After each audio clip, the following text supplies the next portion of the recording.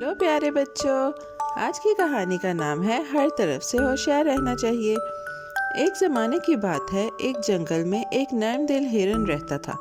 उसका रंग धूप में गर्म दालचीनी की तरह चमकता था। दरख्तों पर परिंदे गाते थे और हवा में पौधों की खुशबू थी। हिरन हल्के कदमों से घास खाता और अपनी तेज नज़र वाली आंख से सब कुछ देखता रहता। उसे दरिया के करीब ठंडी छांव और पानी की सरसराहट बहुत पसंद थी। वो शर्मीला और मासूम था और हर चीज़ से हैरान होता रहता था।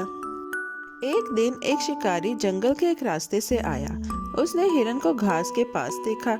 उसने अपने तीर और कमान को तैयार किया और एक पल में तीर चलाया। तीर हिरन की आंख के करीब लगा और वो तकलीफ में आ गया। हिरन फौरन दौड़ गया और दरख्तों के गहरे हिस्से में छुप गया। शिकारी ने बहुत तलाश की लेकिन उसे न पा सका। आखिरकार थक कर वो वापस चला गया। हिरन एक मोटे झाड़ी के अंदर बहुत देर तक छुपा रहा। कई दिनों तक वो आराम करता रहा। उसकी जख्मी आंख दुखती रही और वो सिर्फ अपनी बची हुई आंख से सब कुछ देखता। आहिस्ता आहिस्ता उसकी तकलीफ कम हुई और उसके पाँव में ताकत वापस आई।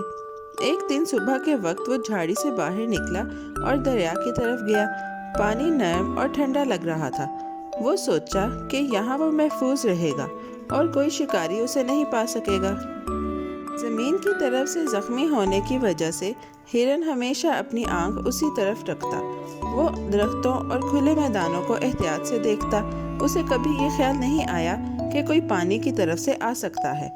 दरिया का बहाव उसके लिए दोस्त की तरह लगता।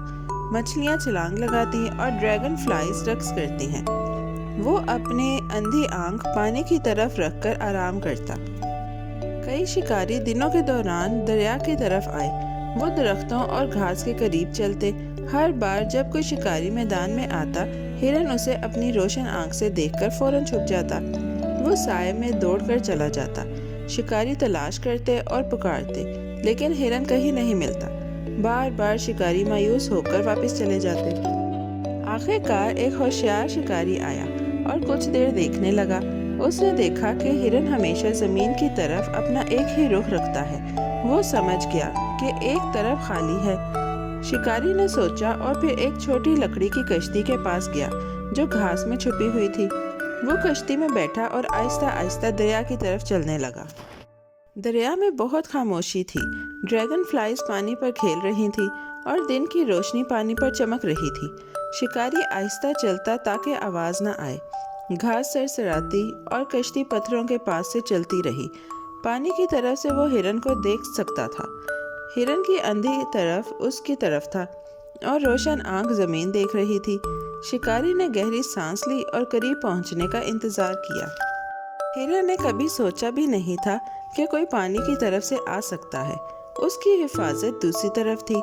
शिकारी करीब आकर अपना कमान खींचा और तीर चलाया। तीर हिरन को लगा और वह नरम घास पर गिर गया। वो दर्द और खौफ से लरस गया। दरिया जैसे अपनी सांस रोक लिया। करीबी परिंदे भी खामोश हो गए। हवा भी आहिस्ता हो गई। हिरन की आंखें धीरे धीरे बंद हो गई। अपनी आखिरी सांस के साथ हिरन ने पुकारा, अफसोस, मुसीबत सिर्फ उसी तरफ से आई जिस पर मैं बिल्कुल ध्यान नहीं दे रहा था। ये अल्फाज हवा में गूंजे। दरख्त सुन रहे थे। एक लोमड़ी लकड़ी के पीछे से झांक रही थी। शिकारी बहुत खामोश खड़ा रहा। लम्हा बहुत खामोश और संजीदा था। हिरन की छोटी सांस रुक गई और जंगल में खामोशी छा गई। वो शिकारी जो पहले तलाश कर चुके थे वापस दरिया की तरफ आए। जब उन्हें खबर मिली, उन्होंने खामोश किनारे और छोटी कश्ती देखी। वो हिरन के करीब खड़े हुए और गमगीन हो गए। जंगल जैसे सर झुका रहा था। किसी ने कुछ नहीं कहा। वो शिकारी जो कश्ती से आए थे दिल में बहुत गम महसूस कर रहे थे। वो आहिस्ता आहिस्ता चले गए।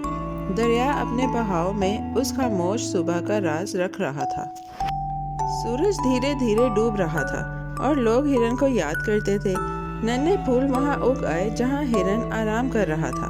परिंदे नरम गीत गाकर कहानी सुनाते। दरख्त यादें रखते। जो लोग वहां गुजरते थे वो रुककर सब देखना याद करते। जंगल ने सब कुछ खामोशी में सीखा और सब छोटे जानवरों के लिए मोहतात रहा।